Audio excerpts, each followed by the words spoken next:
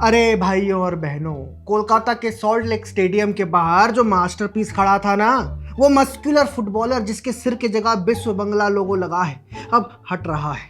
बंगाल में भाजपा सरकार के इस निर्णय से ममता जी के फैंस में दुख का माहौल है। जो लोग ममता बनर्जी के क्रिएटिव सेंस के कायल थे, आज गमगीन है।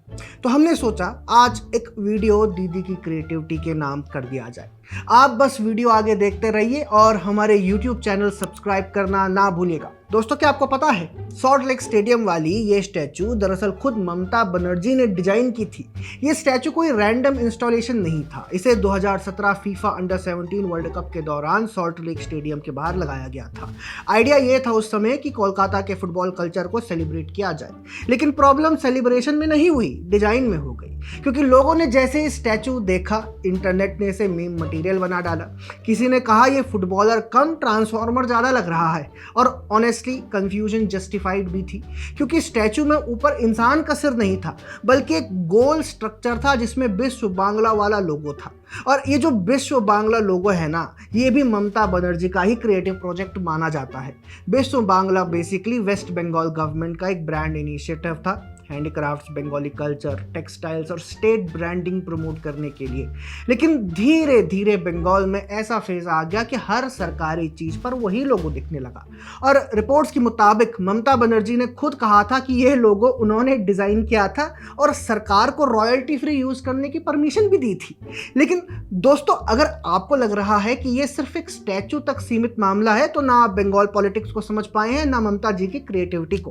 क्योंकि ममता जी सिर्फ मुख्यमंत्री नहीं है, वो एक कंप्लीट क्रिएटिव पैकेज है। पेंटिंग भी करती हैं, पोएम्स भी लिखती हैं, सॉन्ग्स लिखती हैं, बुक्स भी लिखती हैं। कुछ साल पहले ममता बनर्जी की पेंटिंग्स को लेकर भी खूब चर्चा हुई थी। अब इसमें कोई दो राय नहीं कि दीदी की डिजाइनिंग जैसी है, उनकी पेंटिंग्स भी वैसी ही है। मजेदार बात यह है कि उनकी पेंटिंग्स रिपोर्टेडली करोड़ों रुपयों में बिकी, जिसके बाद सवाल भी उठे थे कि कहीं आर्ट के नाम पर कुछ अलग खेल ना चल रहा हो। खैर, पेंटिंग तो बस शुरुआत थी, असली मजा तो उनकी पोएम्स में है। ममता जी की सबसे फेमस बुक 2004 की अजब छारा, टाइटल ही अजब है और अंदर की चीज तो अजब से भी आगे। एक पोएम सुनो जो उन्होंने छोटे बच्चों के लिए लिखी थी। तुम्हार नाम हेलो हाई, बाबर नाम सी यू बाई, मायर नाम हाई फाई, बोनर नाम स्वीटी पाई। भाई, ये पोएम है या नर्सरी राइम का भूत। मतलब फिर इलेक्शन हारने के बाद भी उन्होंने एक ब्रेव पोएम लिखी थी, मुझे याद है, strong people always sustain, face brutes with a smile. Social media पर लोगों ने ट्रोल करते हुए लिखा था कि ममता बनर्जी ने ये पक्का चैट जीपीटी से बनवाई थी। और फरवरी 2026 में चुनाव से पहले उन्होंने SIR 26 in 26 नाम की बुक लॉन्च की। वोटर लिस्ट रिवीजन के खिलाफ 26 पोएम्स। टाइटल सुनो, पैनिक, डूम, मॉकरी, मॉर्ग। एक line, silence does not mean peace, it means lives are falling, dripping away to nothing.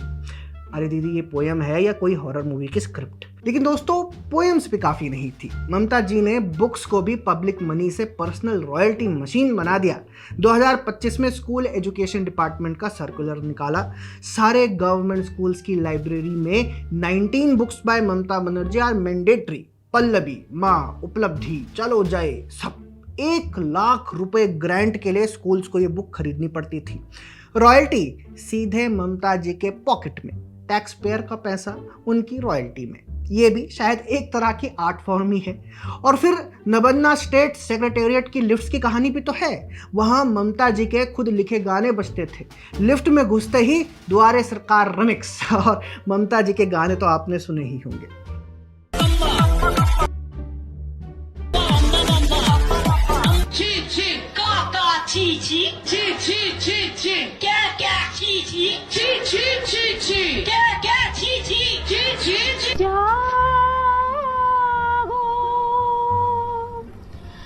জাগো বাংলা, জাগো বাংলা। টাকডুমাডুম টাকডুমাডুম টাকডুমাডুম ডুম, মা এসছেন এসেছে আনন্দের ধুম। ফুল যদি নেই তোমার হাতে, बैटरी डाउन थोड़ा चल रहा है। ओके, জল রবে গো নয়ন প্রাতে। अब नई सरकार ने गाने बंद कर दिए, लिफ्ट साइलेंट हो गई, सबको राहत मिल गई। तो देखा आपने 15 साल में ममता जी ने पूरा पब्लिक स्पेस को अपना पर्सनल आर्ट एम्पायर बना लिया था। स्टैचू उनकी पेंटिंग जैसा, स्कूल्स में उनकी पोएम्स, लिफ्ट्स में उनके गाने, पोएम्स तो बोनस, सब पब्लिक मनी से। अब कुछ लोग इसे डिक्टेटरशिप भी कह सकते हैं, लेकिन ऐसा कहना सरासर गलत होगा भाई। आखिर क्रिएटिविटी तो कोई चीज़ है ना भाइयों। तो कमेंट में बताओ सबसे बड़ा मास्टरपीस आपके हिसाब से कौन सा है? ये सॉल्ट लेक वाला स्टैचू, ममता जी की पोएम्स, लाइब्रेरी बुक्स या लिफ्ट का गाना?